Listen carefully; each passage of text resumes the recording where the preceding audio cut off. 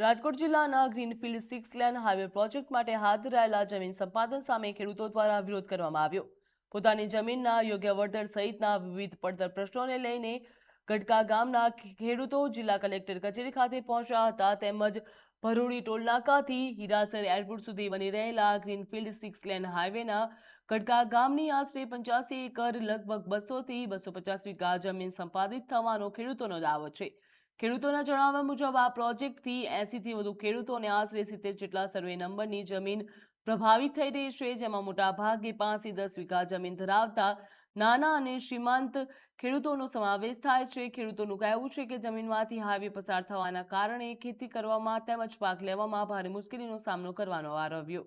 આ ઉપરાંત હાલ આપવામાં આવતું વળતર જમીનની વાસ્તવિક બજાર કિંમત કરતાં ઘણું ઓછું છે તેવો આક્ષેપ પણ કરવામાં આવ્યો છે। તેથી ખેડૂતોની મુખ્ય માંગણી છે કે જમીનની વર્તમાન માર્કેટ વેલ્યુ મુજબ વ્યાજબી અને યોગ્ય વળતર ચૂકવવામાં આવે, જેથી ખેતી ઉપર નિર્ભર નાના ખેડૂતોની રોજીરોટી છીનવાય નહીં। અને આ મામલે ગટકા ગામના ખેડૂતોએ જિલ્લા કલેક્ટરને લેખિતમાં આવેદનપત્ર પાઠવીને વહેલી તકે સકારાત્મક નિર્ણય લાવવામાં આવે તેવી માંગ કરી છે।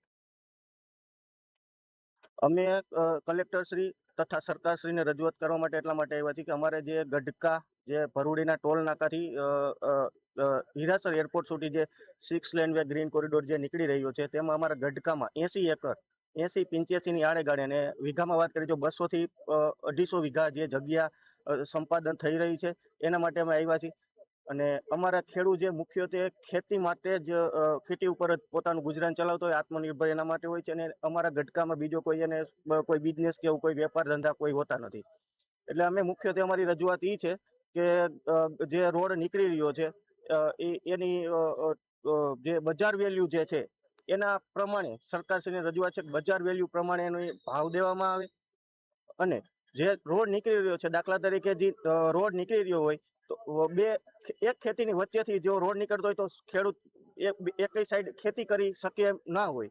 એટલા માટે અમારી સરકારશ્રીને મુખ્ય રજૂઆત એ છે કે આનું નિરાકરણ થાય અને વ્યવસ્થિત આનું ટૂંકમાં વેલ્યુએશન પ્રમાણે જમીન વેલ્યુએશન પ્રમાણે એનું માર્કેટ વેલ્યુ પ્રમાણે એનું વળતર ચૂકવવામાં આવે। અમારી મુખ્ય રજૂઆત કરોડ રૂપિયા છે અને કેટલા એકર જમીન છે 80 થી 85 200-250 વીઘાની આડેગાળે છે।